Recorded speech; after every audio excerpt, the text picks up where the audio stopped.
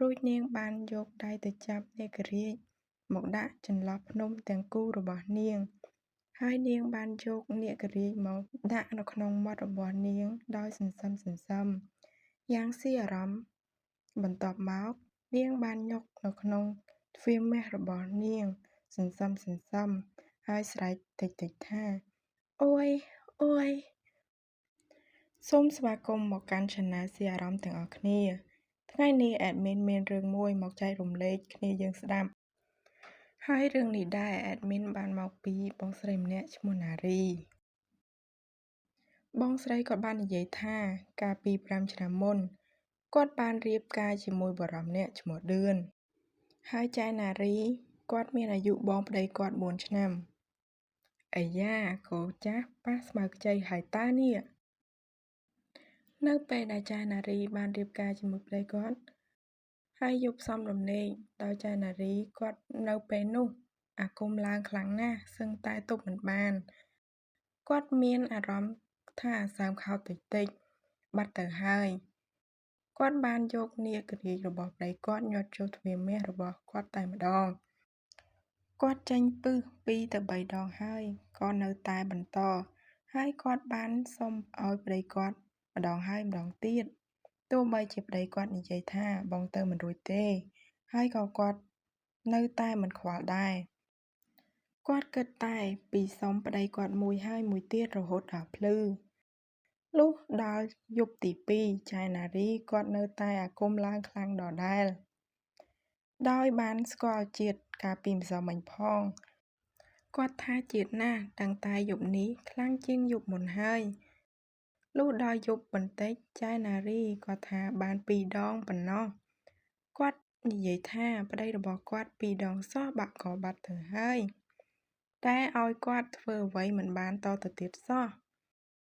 ដោយយប់នោះចៅណារីដេកយំអន់ចិត្តនឹងប្តីខ្លួនក៏ដែលខ្សោយយ៉ាងនេះ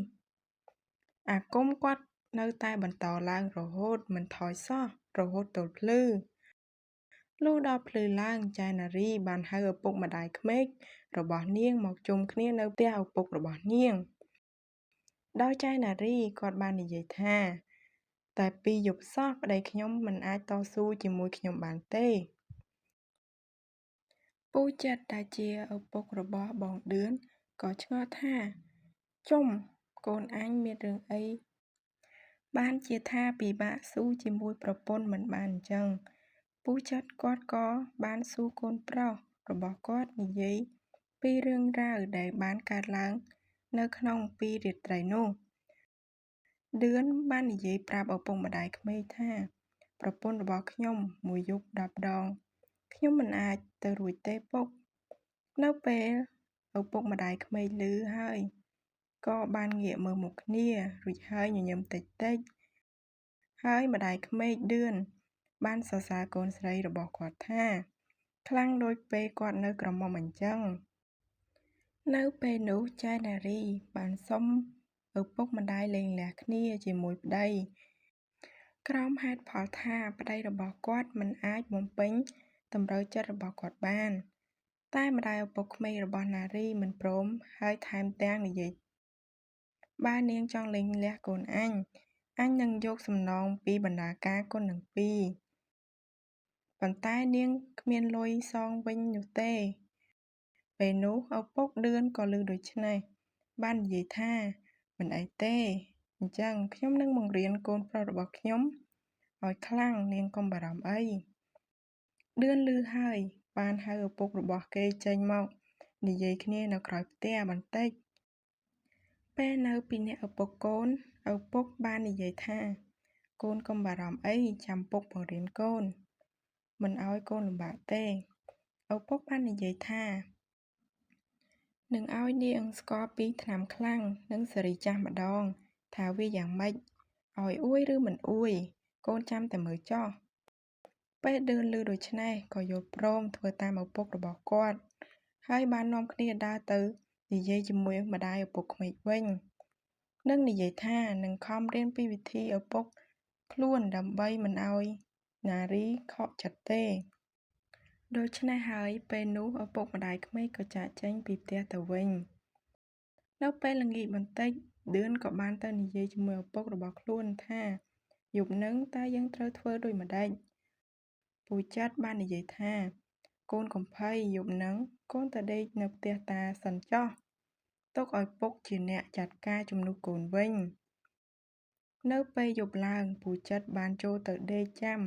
នៅក្នុងបន្ទប់រួចជាស្រេចនិងបានបិទភ្លើងចាំកូនប្រសាស្រីនៅពេលយប់បន្តិចនារីក៏ដើរចូលទៅក្នុងបន្ទប់របស់នាងដោយបន្ទប់នោះមានភ្លើងរាត្រីភ្លឺសន្សឹមនាងបានលាន់មាត់ថា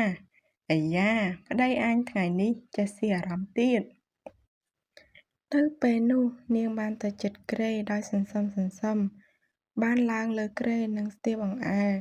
រួចនាងបានយកដៃទៅចាប់នាគរាជមកដាក់ចន្លោះភ្នំទាំងគូរបស់នាងហើយនាងបានយកនាគរាជមកដាក់នៅក្នុងមាត់របស់នាងដោយសន្សឹមយ៉ាងស៊ីអារម្មណ៍បន្ទាប់មកនាងបានញុកនៅក្នុងទ្វារមាសរបស់នាងសន្សឹមហើយស្រែកតិចថាអូយអូយពេញមួយយប់ប្រហែល15ដងដោយគ្មានឮសំឡេងឌឿនបន្តិចសោះឮសូរតែសំឡេងខ្លួនឯងនៅពេលព្រឹកឡើងនារីបានចេញពីបន្ទប់របស់នាងហើយក៏ឃើញឪពុកក្មេករបស់នាងកំពុងរៀបចំអាហារដែលមានជាតិពៅ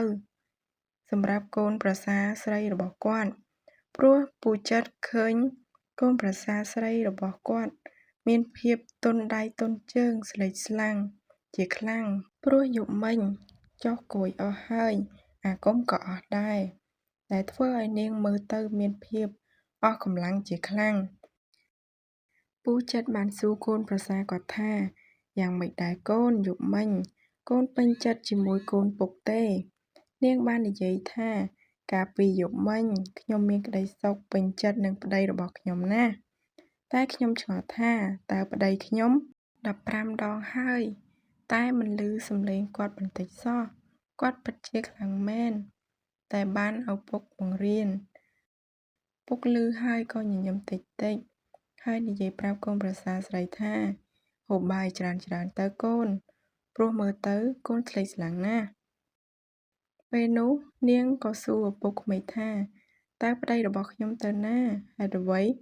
បានមិនឃើញប្តីខ្ញុំសោះតាំងពីព្រឹកមកម្ល៉េះឪពុកក៏បាននិយាយថាប្តីរបស់កូនទៅចំការបាត់ហើយនៅក្បែរអូរខាងត្បូងផ្ទះឯណោះនារីឮហើយក៏ប្រញាប់ហូបបាយយ៉ាងលឿននឹងអាបានទៅរកប្តីរបស់នាងនៅក្នុងចិត្តរបស់នាងគិតថានឹងអាសុំប្តីមួយនៅពេលនាងទៅដល់ឃើញប្តីរបស់នាងនៅទីនោះពិតមែននាងបានរត់ទៅរកប្តីរបស់នាងដោយបានទៅអោបចង្កេះហើយនិយាយថាតើបងរៀនអ្វីអំពីឪពុកបានជាបងខ្លាំងយ៉ាងនេះ15ដងហើយបងនៅតែមិនបញ្ចេញសំឡេងបន្តិចសោះឌឿនបានញញឹមបន្តិចហើយនិយាយថាតែយប់មិញអូនពេញចិត្តទេនាងថាពេញចិត្តខ្លាំងណាស់បងបើបងដំបងបែបនេះអូននឹងមិនថាឲ្យបងទេ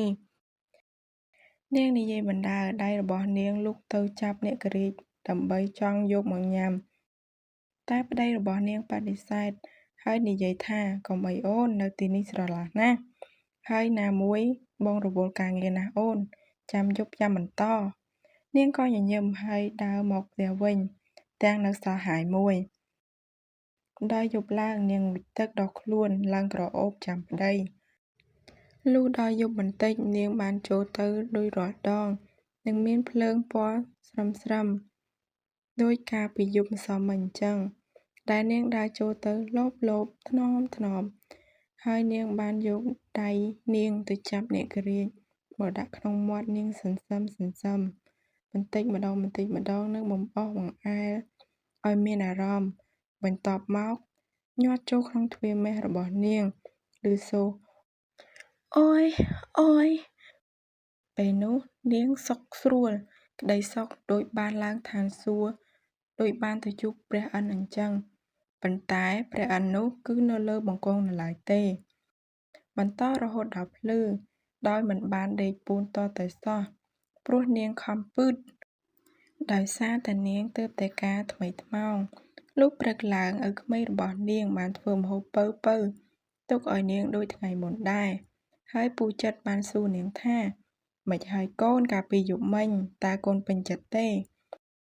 នារីឆ្លើយថា ល្អណាស់ពុក កូនពិតជាពេញចិត្តខ្លាំងណាស់ ខ្លាំងជាងម្សិលមិញទៅទៀត ហើយគាត់ធ្វើឲ្យខ្ញុំធ្ងរសុខស្រួលក្ដីសុខណាស់ កូនពិតជាចង់បានបែបនេះរហូត ពេលនោះឪពុកក្មេកញញឹម ហើយបានប្រាប់កូនប្រសាថា ហូបបាយទៅកូន មួយសន្ទុះក្រោយមក លោកតាបានដើរមកសួរពូចិត្តថា ម៉េចហែងបានឲ្យអាឌឿនទៅដេកជាមួយអញពីរយប់ហើយអញ្ចឹង? ម៉េចហែងមិនឲ្យវាទៅដេកជាមួយប្រពន្ធវាទៅ? ពេលនោះហើយនារីក៏ឆ្ងល់ណាស់ ថាហេតុអ្វីបានជាលោកតានិយាយបែបនេះ ទាំងដែលរាល់យប់នាងបានដេកជាមួយប្ដីនាងសោះ ពូចិត្តមិនបាននិយាយអ្វីទេ គ្រាន់តែមើលមុខកូនប្រសាហើយញញឹមតិចៗ ពេលនោះនារីឆ្ងល់ក៏បានសួរ ពូចិត្តក៏មិនបានលាក់លៀមរឿងអ្វីទៀតដែរ គាត់បាននិយាយប្រាប់រឿងរ៉ាវទាំងអស់ឲ្យនាងបានដឹង ថាពីរយប់កន្លងមកនេះ គាត់ជាអ្នកទៅដេកជាមួយនាង មិនមែនប្ដីរបស់កូនទេ នាងនារីក៏និយាយថា មិនអីទេពុក កូនពេញចិត្តនឹងនាគរីរបស់ពុកណាស់ កូនមិនថាអីទេ ពូចិត្តបានសួរកូនប្រសាស្រីគាត់វិញថា តើកូនពេញចិត្តទេ ពីរយប់នេះ? កូនពេញចិត្តណាស់ពុក កូនចង់ញ៉ាំនាគរីរបស់ពុកបែបនេះរាល់យប់ តើពុកអាចធ្វើបានទេ? ពូចិត្តបានឆ្លើយថា ពុកយល់ព្រម ចាប់តាំងពីពេលនោះមក នារីបានដេកជាមួយប្ដីរបស់នាង មិនគ្រប់ក៏ដេកជាមួយឪពុកបន្ថែមដើម្បីបំពេញក្ដីសុខរបស់នាង រឿងនេះក៏បានចប់ត្រឹមនេះ អរគុណសម្រាប់ពុកម៉ែបងប្អូនដែលបានតាមដាននិងស្ដាប់ដល់ទីបញ្ចប់ សូមបងប្អូនជួយចុច Subscribe និងចុចសញ្ញាកណ្ដឹង ដើម្បីលើកទឹកចិត្ត Admin ដើម្បី Admin សម្រាយរឿងបន្ត សូមអរគុណ បាយបាយ